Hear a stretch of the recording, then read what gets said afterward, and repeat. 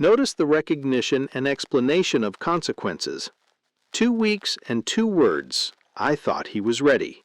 It was Saturday, and he did nothing. Sunday, nothing. Monday, nothing.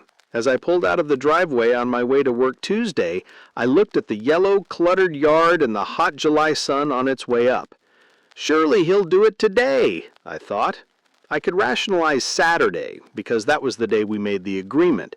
I could rationalize Sunday. Sunday was for other things. But I couldn't rationalize Monday. And now it was Tuesday. Certainly he'd do it today. It was summertime. What else did he have to do?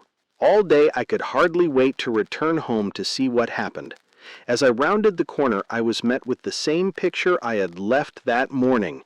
And there was my son at the park across the street playing. This was not acceptable. I was upset and disillusioned by his performance after 2 weeks of training and all those commitments. We had a lot of effort, pride, and money invested in the yard, and I could see it going down the drain. Besides, my neighbor's yard was manicured and beautiful, and the situation was beginning to get embarrassing. I was ready to go back to being the boss. Son, you get over here and pick up this garbage right now or else. I knew I could get the golden egg that way. But what about the goose? What would happen to his internal commitment? So I faked a smile and yelled across the street, "Hi, son. How's it going?" "Fine," he returned. "How's the yard coming?" I knew the minute I said it I had broken our agreement. That's not the way we had set up an accounting. That's not what we had agreed. So he felt justified in breaking it too. "Fine, Dad." I bit my tongue and waited until after dinner. Then I said, "Son, let's do as we agreed. Let's walk around the yard together, and you can show me how it's going in your stewardship." As we started out the door, his chin began to quiver. Tears welled up in his eyes, and by the time we got out to the middle of the yard, he was whimpering. "It's so hard, Dad." "What's so hard?" I thought to myself. "You haven't done a single thing." But I knew what was hard. Self-management, self-supervision. So I said, "Is there anything I can do to help?" "Would you, Dad?" He sniffed. "What was our agreement?" "You said you'd help me if you had time." "I have time." So he ran into the house and came back with 2 sacks. He handed me one. "Will you pick that stuff up?" He pointed to the garbage from Saturday night's barbecue. "It makes me sick." So I did. I did exactly what he asked me to do, and that was when he signed the agreement in his heart. It became his yard, his stewardship. He only asked for help 2 or 3 more times that entire summer. He took care of that yard. He kept it greener and cleaner than it had ever been under my stewardship. He even reprimanded his brothers and sisters if they left so much as a gum wrapper on the lawn. It was hard to live by the agreement we had created, but I learned the power of doing it and the power of a win-win agreement that has the 5 elements in it. The fact is, you're going to deal with these 5 elements sooner or later. If you don't choose to do it in leadership time up front, you do it in crisis management time down the road. "Oh, was that what I was supposed to do? I didn't understand." "Well, why didn't you tell me I wasn't supposed to do it that way?" "I didn't know where the instructions were." "You never said I had to have it done by today." "What do you mean I can't go out tonight? You never said anything about not being able to go out if I didn't get it done. Sharon didn't get her work done, and you let her go out." At the beginning, it will probably seem as if the 5 elements take a lot of time to set up, and they usually do, but it is far more effective to invest the time early on rather than deal with the consequences of not doing it later on. Obviously, to think win-win is at the heart of what family is all about. But as I said at the beginning of this chapter, when you're caught up in the emotion and the behavior of the moment, it can be incredibly hard to do. And so that pause between what happens to us and our response becomes vitally important. In our own family life, Sandra and I have found that the greatest single key to living habit 4 is to use that pause to connect with the big picture. Several years ago, Sandra covered the walls in our family room from floor to ceiling with pictures of the family at all stages of their lives. There are family pictures of our fathers, mothers, grandparents, and great-grandparents, black and white pictures taken just after our wedding, baby and school pictures of our 9 children taken through the years, pictures of them with no teeth, with freckles, with zits and braces, high school pictures, college pictures, mission pictures, and wedding pictures. There are family group photos and a grandchildren's wall. There are even pictures of me from years ago when I had hair. Sandra wanted to create this family wall covering because she wanted all the family members to see one another as she saw them. When she looked at our 33-year-old married son with 4 children, for example, in her mind she would also see the same son as a 4-year-old boy coming inside to get comfort and a Band-Aid for a scraped knee. She would see him as a 12-year-old facing his fears on the first day of junior high. She would see him as a 17-year-old quarterback fighting to rally his courage after a first-half championship game defeat. As a 19-year-old leaving home to spend 2 years in a foreign country. As a 23-year-old embracing his new bride. As a 24-year-old holding his first child.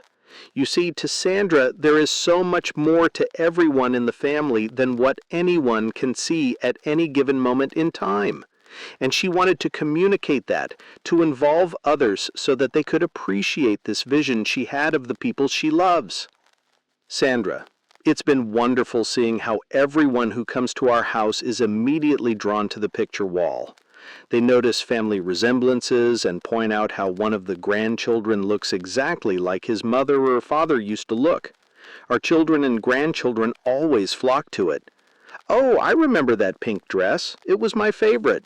Wasn't your mother pretty? See, I had to wear braces too." This picture was taken of our team when we won the state football championship. "That's the formal I wore when I was Boys' Day Queen."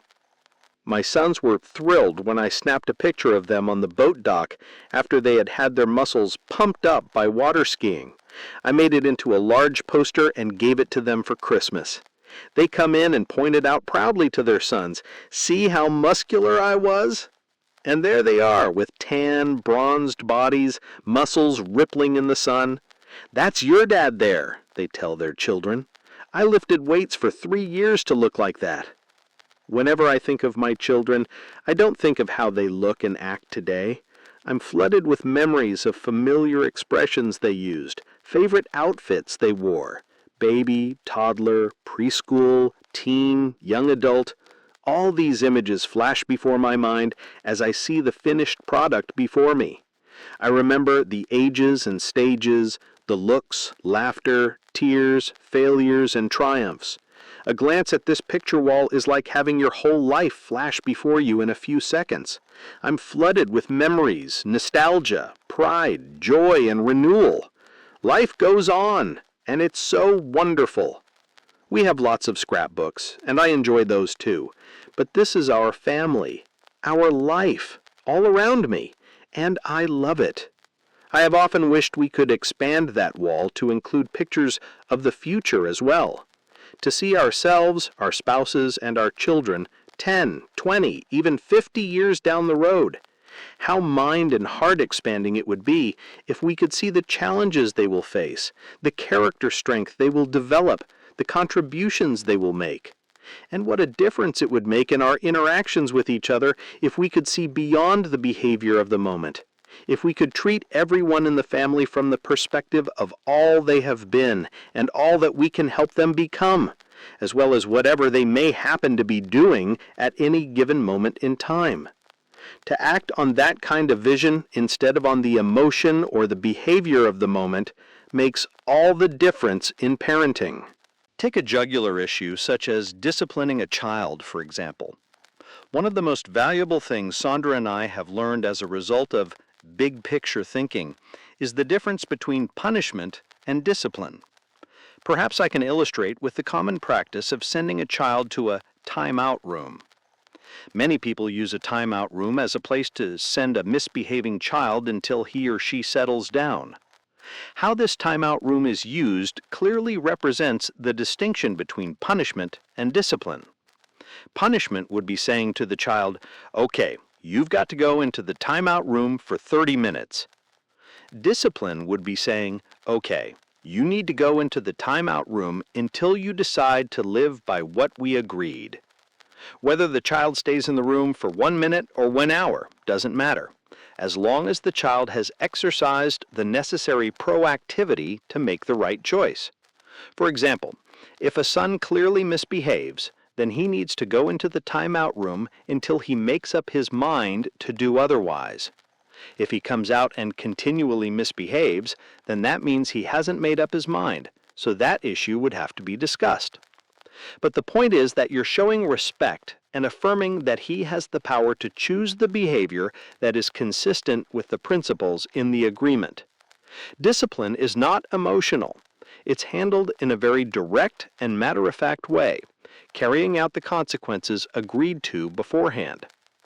Whenever a child misbehaves, it's important to remember habit 2, begin with the end in mind, and to be clear about exactly what it is you're trying to do. Your end in mind as a parent is to help the child learn and grow, to nurture a responsible person. The objective of discipline is to help the child develop internal discipline, the capacity to make right choices even when there are influences to do otherwise. In light of that, one of the most important things you can do is involve habit 1, be proactive, on the child's level and affirm his or her capacity to be responsible. Make it clear that the issue is the behavior, not the child. Affirm rather than deny the child's ability to make choices. You can also help children improve their ability to make good choices by encouraging them to keep a personal journal.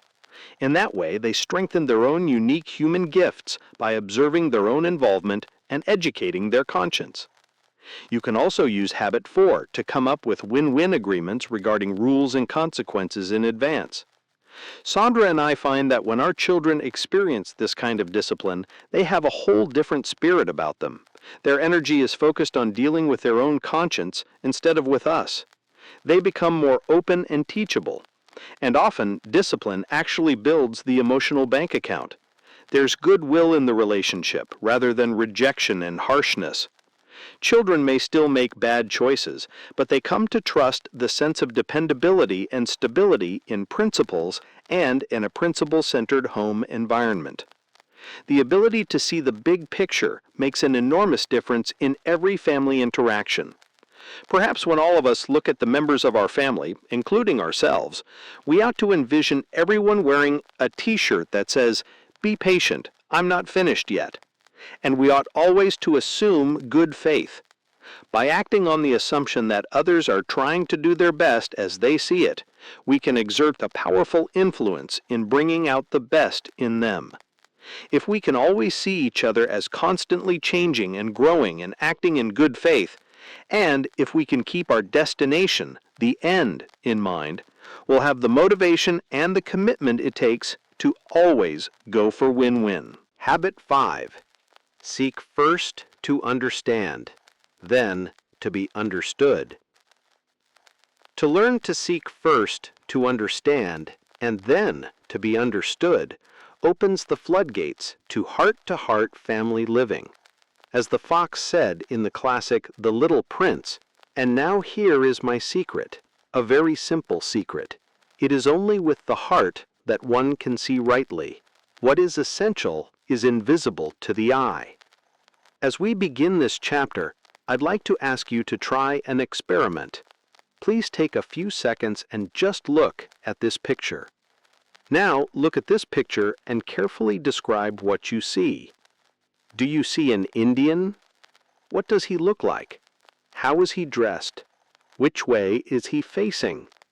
You would probably say that the Indian has a prominent nose, that he's wearing a feathered war bonnet, and that he's looking to the left of the page.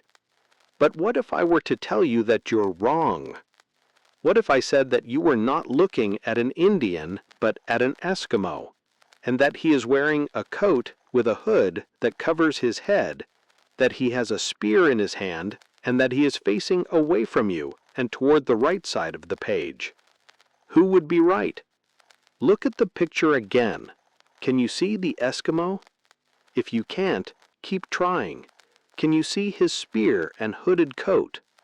If we were talking face to face, we could discuss the picture. You could describe what you see to me, and I could describe what I see to you. We could continue to communicate until you showed me what you see in the picture, and I showed you what I see. Because we can't do that and study this picture, then look at this picture again. Can you see the Eskimo now? It is important that you see him clearly before you continue reading. For many years I have used these kinds of perception pictures to bring people to the realization that the way they see the world is not necessarily the way other people see the world. In fact, people do not see the world as it is, they see it as they are, or as they have been conditioned to be. Almost always this kind of perception experience causes people to be humbled, and to be much more respectful, more reverent, more open to understanding. Often when I teach Habit 5, I will go out into the audience and take a pair of glasses from one person and try to talk another person into wearing them. I usually tell the audience that I'm going to use several methods of human influence to try to get this person to wear these glasses. When I put these glasses on the person, let's say a woman, she will usually quickly recoil in some way, particularly if they are strong prescription glasses. And so I appeal to her motivation. I say, try harder, and there's even more recoiling. Or if she feels intimidated by me, she'll outwardly tend to go along, but there's no real buy-in inside. So I say, well, I sense you're kind of rebelling. You've got an attitude. You've got to be positive. Think more positively. You can make this work. So she'll kind of smile, but that doesn't work at all, and she knows it. So she'll usually say, that doesn't help at all. So then I try to create a little pressure, or to intimidate her in some way. I step into the role of a parent and say, look, do you have any idea of the sacrifices your mother and I have made for you? The things we've done for you, the things we've denied ourselves to help you. And you're going to take this kind of an attitude? Now wear these. And sometimes that stirs up even more feelings of rebellion. I step into the role of a boss and try to exert some economic pressure. How current is your resume anyway? I appeal to social pressure. Aren't you going to be part of this team? I appeal to her vanity. Oh, but they look so good on you. Look, everyone, don't they complement her features? I tap into motivation, attitude, vanity, economic and social pressure. I intimidate. I guilt trip. I tell her to think positively, to try harder. But none of these methods of influence works. Why? Because they all come from me, not from her and her unique I situation. This brings us to the importance of seeking to understand before you seek to influence, of diagnosing before prescribing, as an ophthalmologist does. Without understanding, you might as well be yelling into the wind. No one will hear you. Your effort may satisfy your ego for a moment, but there's really no influence taking place. We each look at the world through our own pair of glasses, glasses that come out of our own unique background and conditioning experiences, glasses that create our value system, our expectations, our implicit assumptions about the way the world is and the way it should be. Just think about the Indian Eskimo experience at the beginning of this chapter. The first picture conditioned your mind to see or interpret the second picture similarly. But there was another way to see it that was just as accurate. One of the main reasons behind communication breakdowns is that the people involved interpret the same event differently. Their different natures and background experiences condition them to do so. If they then interact without taking into account why they see things differently, they begin to judge each other. For instance, take a small thing such as a difference in room temperature. The thermostat on the wall registers 75 degrees. One person complains it's too hot and opens the window. The other complains it's too cold and closes it. Who is right? Is it too hot or too cold? The fact is, they're both right. Logic would say that if two disagree and one is right, the other is wrong. But it isn't logic, it's psychologic. Both are right, each from his or her own point of view. As we project our conditioning experiences onto the outside world, we assume we're seeing the world the way it is. But we're not. We're seeing the world as we are, or as we have been conditioned to be. And until we gain the capacity to step out of our own autobiography, to set aside our own glasses and really see the world through the eyes of others, we will never be able to build deep, authentic relationships and have the capacity to influence in positive ways. And that's what Habit 5 is all about.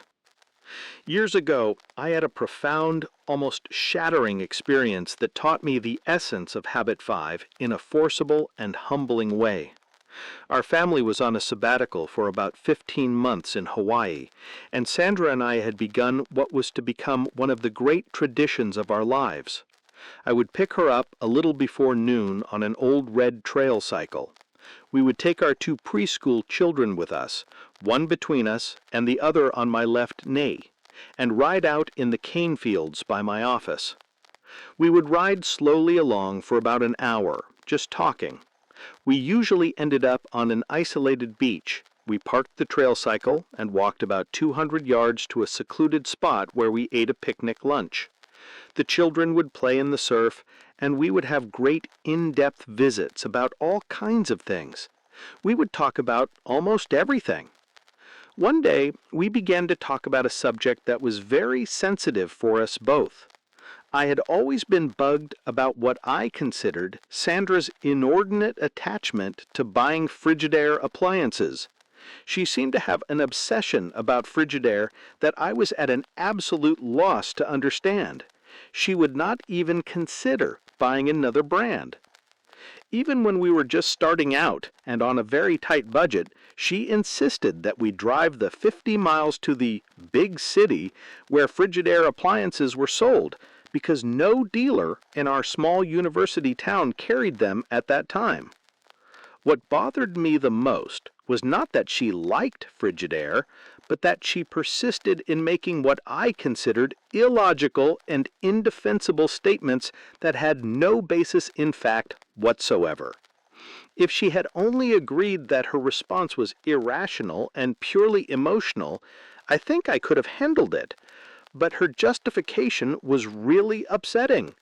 In fact, it was such a tender issue that on this particular occasion, we kept riding and postponed going to the beach. I think we were afraid to look each other in the eye. But the spirit was such that we were very open. We started talking about our appliances in Hawaii, and I said, "I know you would probably prefer Frigidaire." She agreed, but these seemed to be working out fine. Then she began to open up. She said that as a young girl, she realized that her father worked very hard to support his family. He worked as a high school history teacher and coach for years, and to help make ends meet, he went into the appliance business. One of the main brands he carried in the store was Frigidaire. When he returned home after a full day of teaching and working late into the evening at the appliance store, he would lie on the couch and she would rub his feet and sing to him. It was a beautiful time they enjoyed together almost daily for years. Often during this time he would talk through his worries and concerns about the business, and he shared with Sandra his deep appreciation for Frigidaire. During an economic downturn, he had experienced serious financial difficulties, and the only thing that had enabled him to stay in business was that Frigidaire financed his inventory. As Sandra shared these things, there were long pauses. I knew that she was tearing up. This was a deeply emotional thing for her. The communication between father and daughter had taken place spontaneously and naturally when the most powerful kind of scripting takes place. And perhaps Sandra had forgotten about all this until the safety of our year of communication, when it could also come out in very natural and spontaneous ways. My eyes began to tear as well. I finally started to understand. I had never made it safe for her to talk about it. I had never empathized. I had just judged. I had just moved in with my logic and my counsel and my condemnation and never even made an effort to really understand. But as Blaise Pascal has said, the heart has its reasons which reason knows not of. We spent a long time in the cane fields that day, and when we finally did arrive at the beach, we felt so renewed, so bonded to each other, so reaffirmed in the preciousness of our relationship that we just held each other. We didn't even need to talk. There's no way to have rich, rewarding family relationships without real understanding. Relationships can be superficial, they can be functional, they can be transactional, but they can't be transformational and deeply satisfying unless they're built on a foundation of genuine understanding. In fact, at the heart of most of the real pain in families is misunderstanding. A short time ago, a father shared with me the experience of punishing his young son who kept disobeying him by constantly going around the corner. Each time he did so, the father would punish him and tell him not to go around the corner again. But the little boy kept doing it. Finally, after one such punishment, this boy looked at his father with tear-filled eyes and said, "What does corner mean, Daddy?" Catherine, daughter. For quite a while, I couldn't figure out why our 3-year-old son would not go over to his friend's house to play. His friend would come over several times a week and play at our house, and they got along well. Then this friend would invite our son to play in his yard, which had a big sand pile, swing sets, trees, and a large green lawn. Each time he said he would go, but after walking halfway there, he would always come running back with tears in his eyes. After I listened to him and tried to discover what his fears were, he finally opened up and told me that he was afraid to go to the bathroom at his friend's house. He didn't know where it was. He was afraid he might accidentally wet his pants. I took him by the hand, and we walked together over to his friend's house. We talked to his mother, and she showed our son where the bathroom was and how to open the door. She offered to help him find it if he was in need. Feeling greatly relieved, he decided to stay and play, and hasn't had a problem since. One of our neighbors related an experience he had had with one of his daughters who was in grade school. All of their other children were very bright, and school was easy for them. He was surprised when this daughter started doing poorly in math. The class was studying subtraction, and she just didn't seem to get it. She would come home frustrated and in tears. This father decided to spend an evening with his daughter and get to the bottom of the problem. He carefully explained the concept of subtraction and let her try a few problems. She still wasn't making the connection. She just didn't understand. He patiently lined up 5 shining red apples in a row. He took away 2 apples. All of a sudden, her face lit up. It was as if a light had gone on inside her. She blurted out, "Oh, nobody told me we were doing takeaway." No one had realized that she had no idea that subtraction meant takeaway. From that moment on, she understood. With young children, we have to understand where they're coming from, what they're thinking, because they usually don't have the words to explain it. Most mistakes with our children, with our spouses, with all family members, are not the result of bad intent. We really don't understand. We don't see clearly into one another's hearts. If we did, if an entire family could develop the kind of openness we're talking about, over 90% of the difficulties and problems could be resolved. People have begun to realize that much of the pain in families is caused by lack of understanding.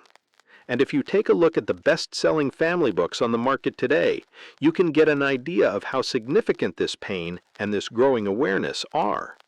Books such as Deborah Tannen's You Just Don't Understand and John Gray's Men Are From Mars, Women Are From Venus have become tremendously popular because they touch on this pain.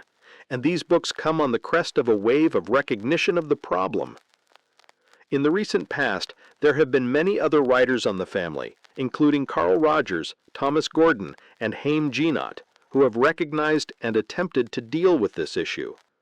They provide a flood of witnesses who affirm the vital importance of seeking to understand.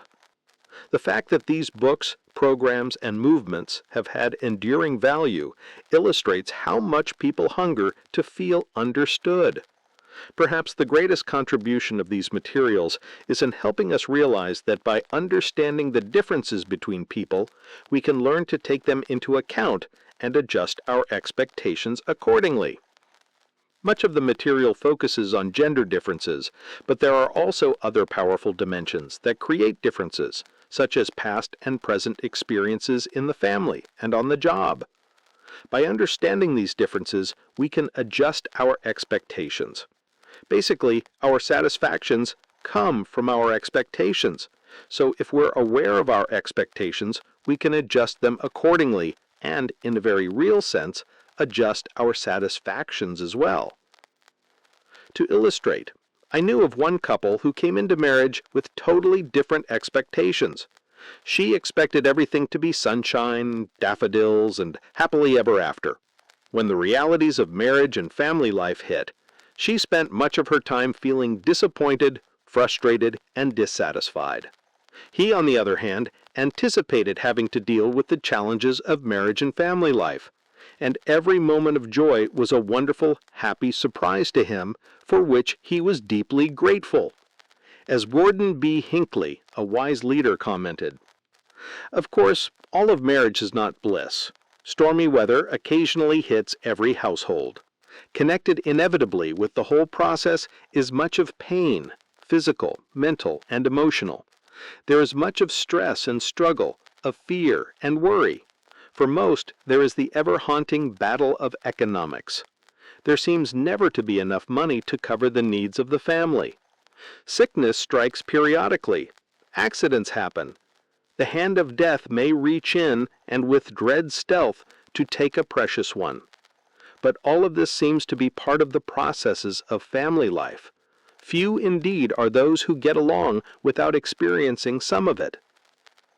To understand that reality and to adjust expectations accordingly is, to a great extent, to control our own satisfaction. Our expectations are also the basis for our judgments. If you knew, for example, that children in a growth stage of around 6 or 7 had a very strong tendency to exaggerate, you wouldn't overreact to that behavior because you would understand. That's why it is so important to understand growth stages and unmet emotional needs, as well as what changes are taking place in the environment that stir up emotional needs and lead to particular behavior. Most child experts agree that almost all acting out can be explained in terms of growth stages, unmet emotional needs, environmental changes, just plain ignorance, or a combination. Isn't it interesting? When you understand, you don't judge.